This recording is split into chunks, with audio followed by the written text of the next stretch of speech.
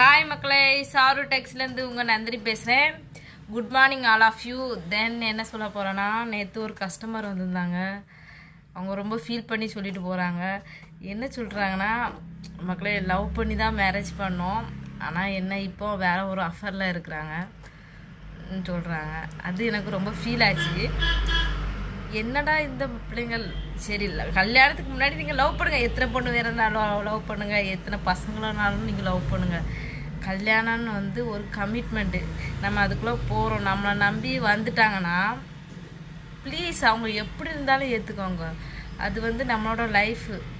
அது பாஸ்ட்டை பற்றி நினைக்கவே நினைக்காதீங்க. ப்ரெசண்ட்டு தான் லைஃபு. ப்ரெசண்ட்டாக இருக்கிறது, ஃப்யூச்சரை பற்றி நினைக்கக்கூடாது. நம்ம இந்த அடுத்த நிமிஷம் நம்மகிட்ட நிச்சயம் கிடையாது மக்களே. ஸோ நிறைய கஸ்டமர் பார்க்குற மக்கள் லேடிஸ் வந்து ரொம்ப ஃபீல் பண்ணுறாங்க. ஃபீல் பண்ணி என்கிட்ட வந்து நான் லேடிஸாக இருக்கனால என்கிட்ட சொல்லிட்டு போகிறாங்க. அது வந்து எனக்கு கஷ்டமாக இருக்குது. ஏன்னா வந்து எனக்கு நிறைய பிரச்சனைனா பணம் பிரச்சனை மட்டும்தான். மற்றபடி என்னோடய லைஃப் ரொம்ப சூப்பராக போயிட்டு இருக்குது. எனக்கும் என் ஹஸ்பண்டுக்கு மேக்ஸிமம் ரேராக தான் சண்டை வரும். அப்பப்போ சண்டை வந்தாலும் கள்ளி வள்ளின்னு சொல்லிட்டு விட்டுட்டு போயிட்டே இருப்போம் மக்களே. ஏன்னா நம்ம இறுதி மூச்சு இருக்கிறது வரைக்கும் நம்ம ஹஸ்பண்டு கூட இருக்க போகிறோம், அவரும் நம்ம கூட இருக்க போகிறோம். அதனால் என்ஜாய், இந்த லைஃப் இப்போ இருக்க லைஃப்பை என்ஜாய் பண்ணிட்டு போங்க. இதில் ஒரு 4-5 அஃபேரு, அவங்களுக்கு இவங்க துரோகம் பண்ணுறது, இவங்களுக்கு அவங்க துரோகம் பண்ணுறது அப்படிலாம் இருக்காதீங்க மக்கா. ப்ளீஸ் மக்கா, உங்களை நம்பி ஒரு பொண்ணு வந்தாலும் பசங்களுக்கு வந்தாலுமே அந்த பிள்ளைகள் வந்து பசங்களுக்கு துரோகம் பண்ணாதீங்க, பசங்க வந்து பிள்ளைங்களுக்கு துரோகம் பண்ணாதீங்க. Please understand. உங்களுக்கு என்ன பிரச்சனை வந்தாலும் ஷேர் பண்ணுங்கள். ஷேரிங் தான் லைஃப்பை வந்து ஸ்மூத்தாக கொண்டு போகும். எவ்வளோ பெரிய தப்பு பண்ணாலுமே பார்ட்னர்கிட்ட ஷேர் பண்ணுங்கள் மக்களே. அப்போ தான் வந்தால் லைஃப் நல்ல ஸ்மூத் ரன்னிங்காக போயிட்டு இருக்கும். இல்லாட்டா நீ எவ்வளோ பெரிய கொலையே பண்ணாலுமே நீ உன் பார்ட்னர்கிட்ட ஷேர் பண்ணிடுங்க. அதுதான் உங்களுக்கு நல்லது. இல்லாட்டா அது வந்து ரொம்ப என்ன சொல்கிறது, அடுத்தவங்கள வந்து நீங்கள் இப்போ உங்களுக்கு அது ப்ரெசண்ட்டாக நல்லா இருக்கும், ஆனால் ஃப்யூச்சரில் உங்களை நம்பி வந்திருக்க உங்கள் பிள்ளைங்க அவங்க யாரையும் நம்பி வந்திருக்க மாட்டாங்க, உங்களை நம்பி தான் வந்திருப்பாங்க. பொண்ணு வந்து பையனை நம்பி வந்திருப்பாங்க, பையன் பொண்ணை நம்பி வந்திருப்பாங்க. அதில் வந்து நீங்கள் ஏமாற்றி என்ன செய்ய போகிறீங்க? லைஃப்பில் என்ன நடக்க போகுது? என்ன இப்போ அந்த அஃபேரில் இருக்காங்க, அஃபேர் உங்களுக்கு இப்போ வந்து உங்களுக்கு உடம்புக்கு முடியல, அவங்க வந்து பார்க்க போகிறாங்களா? கண்டிப்பாக பார்க்க மாட்டாங்க. பிடிச்சோ பிடிக்கல, தாலி கட்டிட்டானா அவள் தான் வந்து பார்க்க போகிறான், அவன் தான் வந்து பார்க்க போகிறான். ஸோ அதனால் அந்த அஃபேருன்னு ஒரு வார்த்தையே வேண்டாம் மக்கா. லைஃப் ஒரு வாட்டி தான் மக்கா. நல்லா சந்தோஷமாக என்ஜாய் பண்ணுங்கள். மனுஷனுக்கு கஷ்டம் வரும், கஷ்டம் இருந்தால் தான் லைஃப் நல்லா இருக்கும். சந்தோஷமாக இருந்தால் லைஃப் எப்போவுமே நல்லா இருக்காது மக்கா. போர் அடிச்சு போயிடும்.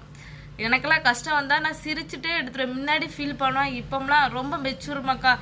இந்த ஒரு இதுவா ஓகே, நோ ப்ராப்ளம், கள்ளி வலி அப்படின்னு சொல்லிட்டு நான் போயிட்டே இருப்பேன்.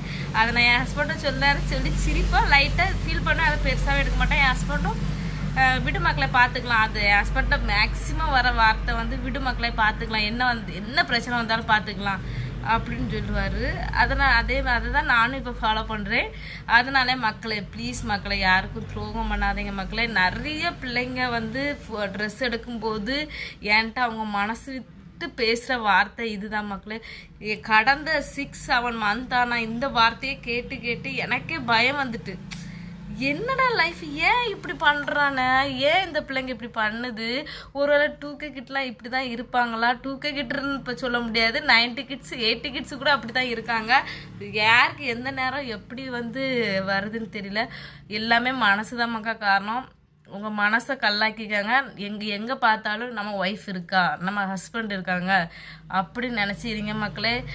எல்லாத்தையும் இருக்கிறது தான் மக்கா இருக்கும். செப்பரேட்டாக ஒன்றும் அங்கே ஒன்றும் முத்தாலாம் முளைக்காது. கடவுள் படைச்சது அது மட்டும்தான் மக்கா. படைப்பில் வந்து எல்லாருக்குமே ஒன்று போல தான் படைச்சிருக்கான். அதனால் படைப்பில் கடவுள் எந்த ஒரு இதுன்னு கொடுக்கல. மேபி அவங்க டெலிவரி ஆகி குண்டா வச்சுருந்தா கூட நீங்கள் என்கரேஜ் பண்ணால் அதுக்குள்ளே சப்போர்ட்டில் அவங்க பழைய லைஃபுக்கு வரலாம். அதெல்லாம் வந்து நம்மளோட மனசு தான் காரம், அவங்களோட ரிஸ்க்கு தான். அதுக்காக நீங்கள் பெண்ணுங்க வந்து பசங்களை தேடி போகிறதும், பசங்க வந்து பொண்ணுங்களை தேடி போகிறதும் ஆஃப்டர் மேரேஜ், பிஃபோர் மேரேஜ் நீங்கள் ஏன்னா பிஃபோர் மேரேஜ் லவ் பண்ணும்போது எல்லாருமே சேருவாங்களான்னு சொல்ல முடியாது. ஏன்னா என்னோட எக்ஸ்பீரியன்ஸில் நான் சொல்கிறேன். ஏன்னா அது மேபி அன்மெச்சூர்டாக கூட இருக்கலாம், மெச்சூராக வந்தால் கூட மக்கா தலையில் கடவுள் ஒன்று எழுதியிருப்பாமாக்கா, அதுதான் நடக்கும். அதை மீறி எதுவுமே நடக்க போகிறதில்ல. மேபி கஷ்டங்கள் வந்தால் அதை சமாளிக்க பழகிக்காங்க. ஆனால் அஃபேரில் மட்டும் போகாதீங்க மக்களே. அது ரொம்ப வலி மக்களே. ஏன்னா நான் என்ன சொல்கிறேன், அது வந்து ஒரு லவ் ஃபெயிலியருக்கு உள்ள வழி கூட தாண்டி இருக்கும். லவ் ஃபெயிலியர் கூட கடந்து வந்துடலாம். ஆனால் லவ் ஃபெயிலியர் கடந்து வரதை விட அடுத்த லைஃப்பில் போனால் நம்மளுக்கு ஒரு லைஃப் இருக்குன்னு வந்துடலாம். ஆனால் நம்ம லைஃப் ப்ரெசண்டாக உள்ள லைஃப்பில் விட்டுட்டு இன்னொரு லைஃபுக்குள்ளே போனோம்னா அது ரொம்ப கஷ்டமாக்கா. எனக்கு இது கேட்டு கேட்டு எனக்கு ரொம்ப மன வருத்தமாயிட்டு. நேற்று அந்த பொண்ணு எனக்கு துணி எடுத்ததை விட அவங்க சொன்ன ஃபீலிங்ஸ் என்னால் தாங்கிக்க முடியல. அழுதாங்க எத்தனை பேர். நானும் இந்த கடந்து 7 மாதமாக பார்த்துட்டு இருக்கேன். நான் கடை திறந்து 7 மாதம் ஆக போகுது. ஆனால் அந்த 7 மாதமாக நான் வந்து நிறைய பெண்கள், இளம் பெண்ணு ஒரு 20, 25, 30, 35, 40 வயசுக்குள்ளாடி இருக்க பிள்ளைங்க, அவங்க அந்த பிள்ளைங்கள்லாம் பார்க்கும்போது ரொம்ப கஷ்டமாக இருக்குது. மக்கா நீங்கள் ஏமாக்கா நீங்கள் இதனால எதாவது ரிஸ்க் எடுத்து டைவர்ஸ் வரைக்கும் போயிருக்குது என்னெல்லாமோ சொல்கிறாங்க மக்கா. அதெல்லாம் என்னோட வயசு சின்ன பொண்ணுங்களாக இருக்காங்க. எனக்கு அதை பார்த்தாலே பயமாக இருக்குமாக்கா. லைஃப் ரொம்ப நம்ம ஸ்மூத்தாக கொண்டு போகலாமாக்கா. அது நம்மளோட பாயிண்ட் ஆஃபில் தான் இருக்குது. வேணால் பண கஷ்டம் தான் வரும். 2 பேரும் சம்பாதிச்சாலே போதும், பணம் சூப்பராக அள்ளலாம். ஆனால் அதனால் நீங்கள் வந்து கொஞ்ச காலம் தான் அந்த பணம் கஷ்டமும் இருக்கும். நம்மளோட மென்டாலிட்டி தான். அதனால் நீங்கள் ப்ளீஸ் அஃபேர் பண்ணாதீங்க. அஃபேர் வந்து ஜஸ்ட்டு மூவ் ஆன் பண்ணிவிட்டு அப்படி ஒன்று வந்தால் கூட நம்ம மைண்டில் என்றைக்குமே நம்ம ஹஸ்பண்ட் இருக்காங்க, நம்ம ஒய்ஃப் இருப்பாங்க, நம்ம பிள்ளைங்க இருக்காங்கன்னு மைண்ட் செட் பண்ணிக்கோங்க மக்கா.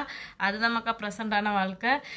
ஸோ இதெல்லாம் தள்ளி வச்சுருங்க. எனக்கு இது ரொம்ப நேற்று அந்த பொண்ணு சொல்லிச்சு, இதெல்லாம் பற்றி ஒரு வீடியோவில் பேசுங்கக்கா, உங்கள் வீடியோ எனக்கு ரொம்ப பிடிக்கும், நான் நீங்கள் பேசுகிற விதம் எனக்கு ரொம்ப பிடிக்கும், நான் ரொம்ப லைக் பண்ணுவேன். அதெல்லாம் விட அவங்களோட மனபாரத்தை யார்கிட்டையாவது, ஏன்னா அவங்க ஃபேமிலியில் சொல்ல முடியலை. ஃபேமிலியில் சொன்னாலும் இப்படி தான் இருக்கும் லைஃப்னு சொல்லிட்டு போயிருக்காங்க. ஆனால் அதோட வலி வந்து யார்கிட்டயா ஒரு ஆள்கிட்ட ஷேர் பண்ணால் தானே மனபாரம் குறையுன்னு நினைக்கிறாங்க. அது என்கிட்ட ஷேர் பண்ணும்போது ப்ளீஸ் அதை மாதிரிலாம் பண்ணாதீங்க மக்கா. பிள்ளைங்களாக இருந்தாலும் சரி, பசங்களாக இருந்தாலும் please don't do this. Please மக்கா பண்ணாதீங்க. லைஃப்பில் எந்த ஒரு பார்ட்னராமே இருந்தாலுமே நம்ம மனசார ஏற்றுக்கிட்டு அவங்க கூட வாழ பழகுங்க. லைஃப்பில் அடுத்த நிமிஷம் என்ன நடக்கும்னு தெரியாது. திடீர்னு நம்மளுக்கு இருந்தாலும் திடீர்னு ஒரு காய்ச்சலோ இல்லாட்டி தலைவலியோ நல்ல பெரிய நோயெல்லாம் வந்துட்டுனா நம்ம கூட இருக்க பார்ட்னர் மட்டும்தான் நம்மளை பார்க்க போகிறாங்க, வேறு யாரும் பார்க்க போகிறதில்ல. அதனால அஃபேர் வந்து யாரும் பார்க்க போகிறதில்ல, வேறு யாரும் வந்து பார்க்க போகிறதில்ல. இனிமேல் இந்த மாதிரி பண்ணாதீங்க மக்கா, ப்ளீஸ் மக்கா. நேற்று அந்த பொண்ணு அழுது கதறி அதெல்லாம் எனக்கு மனசு ரொம்ப பாரமாயிடுச்சு. தூக்கமே இல்லை.